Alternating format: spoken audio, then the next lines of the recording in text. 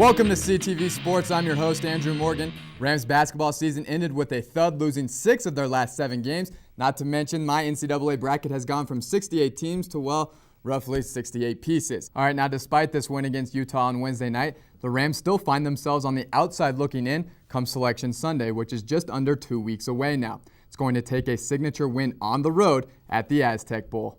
Oh yeah, it gets me excited every time. I'm pumped because nothing beats a brand new football season. And this season brings lots of optimism to our boys in the green and gold. And the showdown is officially upon us.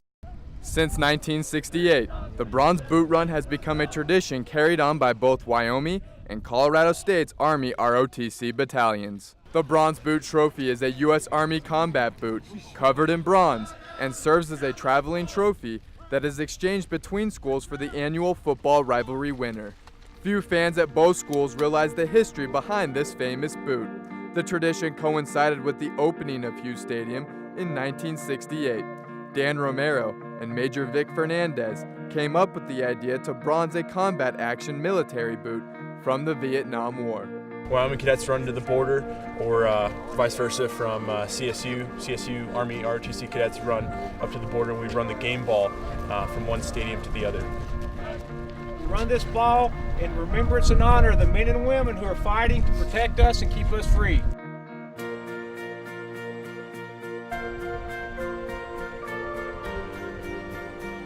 It's an opportunity for CSU Army ROTC cadets to be a part of something that's bigger than ourselves. The boot run has undeniably become one of college football's longest standing traditions this side of the Mississippi. The 39-mile run back to Fort Collins and Hughes Stadium is something these ROTC cadets take immense pride in, and the long road ahead is Highway 287.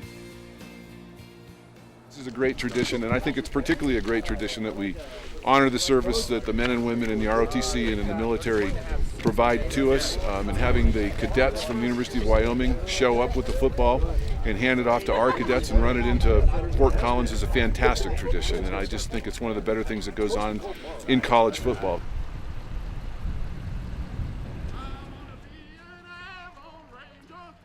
Just under 6 hours after receiving the game ball on the border, the battalion arrived at home where they presented it to the football team. Running the game ball, it was an honor to go the whole 39 miles with my boys, and the Ram Battalion did very well. We beat our timeline by an hour. We ran it like champs, and I owe a lot of thanks to all the coaches and athletic department who came out and supported us. The final tradition associated with the boot comes when the game clock hits triple zeros at the border war. Players hoist the boot high in the sky and parade around the stadium with what's rightfully theirs, the bronze boot. For the Ram Report, Andy Morgan. And what's homecoming without a little football? The Rams and Rebels provided a matchup between two 1-5 teams, but the Rams look like the team Coach Fairchild has been telling us would come around in the second half of the season. Their prolific attack was center stage on Saturday, and they finally put all 3 phases of the game together. Roll it! Over 30,000 fans packed in for this contest, and most did not go home disappointed. There's Ricky Brewer, friend of the program. He was pumped, and his defense played lights out. And speaking of turning out the lights, Mike Arakpo shows you why you should never leave your feet on the football field. So nice, we're going to show you twice. Arakpo puts his helmet under the chin of Rebel running back Tim Cornette. The helmet goes flying. I think it's safe to say it's a Jive 5 nominee. The defense as a whole came to play. Defensive tackle Guy Miller had 4.5 sacks in this one. That's a new school record for the big man in the middle. UNLV quarterback Omar Clayton was essentially running for his life. He was sacked 6 times in all. Pete Thomas and the offense opened up the playbook and took chances deep down the field. Lou Greenwood hauled in this 55-yard completion. It would set up a Leonard Mason 3-yard score on the ground, which was followed by a 14-yard strike through the air to Eric Pites. Hey Pete, how did he get so open? Yeah, that was just a special play we had. He lined up a tackle and put the tackle out wide, and they didn't have anyone on him. Nobody was on Lou this play either. The guy is what I like to call a scorcher. He torches the defense for a 73-yard touchdown. He just might be this offense's newest playmaker. John Mosier might be the forgotten playmaker in on this offense, but even he would find pay dirt. Clear eyes, full hearts, can't lose. Pites would add insult to injury with another touchdown reception, and CSU rolls with a 43-10 win. All right, the Rams head west to Salt Lake City, Utah, in a matchup with the Utes, who are currently ranked 9th in the country. It'll be CSU's 4th game against a ranked opponent this season. This spring was huge for Pete Thomas just because, like we said, he comes in as a returning signal caller and he gets that experience factor. And I think the biggest thing for him is now that he's just got to create some continuity with that offense. You know, get together with playmakers like Lou Greenwood, Chris Woke, Byron Steele. I mean, those kind of guys are definitely your playmakers on the offensive side of the ball. It's just a matter now we just want to go down the field and be able to stretch the field and make your offense a little more two-dimensional. Back screen, Andy pops. Men's basketball head coach Tim Miles will be back on the CSU bench for the next 5 seasons for the Green and Gold. Colorado State Director of Athletics Paul Kowalchuk announced Thursday that Miles has signed a contract extension that will keep him in Fort Collins through 2016.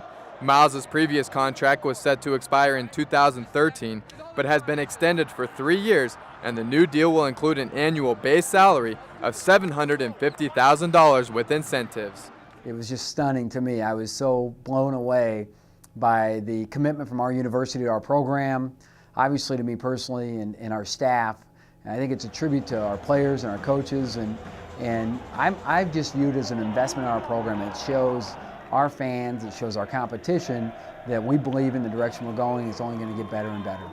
Miles arrived at the Fort in March of 2007, and since that time has led the Rams on a steady rise back to relevance, including back-to-back postseason appearances. On Miles' watch, the Rams' RPI has steadily improved from year to year, increasing by an average of 71 spots in each of the last 3 seasons. CSU's RPI peaked at number 38 in mid-February last season, putting the program in the hunt for an NCAA tournament berth. Miles' improvements has re-energized a hungry fan base as Ram fans came out and defended the Fort in large numbers. Moby Arena might be quiet and empty right now, but last season it was one of the most exciting college basketball atmospheres in the Mountain West Conference. The arena sold out twice last season, first time that's happened since 1990. Head coach Tim Miles and the athletic department have now built a fan base here in Fort Collins, referred to as Moby Madness. The fans are starting to show up again, back when they did when Boyd Grant was around, and really pack Moby. And obviously this year we got to that point. Now we want to see that happen repeatedly. We want to see it happen more often. And nothing like success. There's nothing like success to drive that. I think our fans really have come to embrace our program by the just phenomenal student support and fan support in our community. Moby was rocking last year. You know, it was the place to be. The Rams tip off their 2011-2012 season against Montana Friday, November 11th at Moby Arena. Andrew Morgan, CTV Sports. 11 former CSU players worked out for NFL scouts on Wednesday at the program's annual Pro Day, all in hopes to gain exposure at the next level. The day began in the team's new $7 million training center where scouts measured players in every facet imaginable. It's a little daunting at first, but you prepare for it, and they are definitely looking at everything. It's not just the numbers, so they're looking at how you warm up, how you interact with the other guys, what you do before lifts. 9 NFL scouts made the trip to Fort Collins, where they received height, weight, hand size, and wingspan dimensions, as well as testing the pro hopefuls in the vertical leap, broad jump, and the bench press.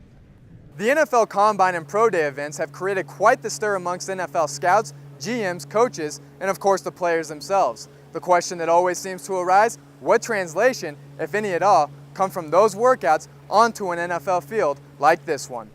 The 40-yard dash is the signature event of Combine and Pro Day workouts, and its growing importance is mainly criticized by the players themselves. Like it or not, it is used as a measuring stick for players across the country. A guy that can run a great 40 may not necessarily be able to move in transition. Football is not necessarily a straight line. You got to be able to move side to side and front to back. The 2011 NFL Draft is April 28th through the 30th in New York City, followed by the undrafted free agency signing period, which will begin when a new collective bargaining agreement is constructed. Andrew Morgan, CTV Sports. Now everybody knows that tailgating has become a huge tradition as far as what the Rocky Mountain Showdown is today, but the real action in business takes place here at Sports Authority Field at Mile High. It was their worst loss in exactly 6 years, since a 49-0 setback at number 1 USC September 11, 2004. But Nevada is no Southern Cal, and the winner of the award comes out of the Mountain West Conference, Stephen Fisher of San Diego State. After starting the season 3-0, the CSU football team lost 9 straight to close out their year. With spring ball looming, the Rams are itching to get back in action.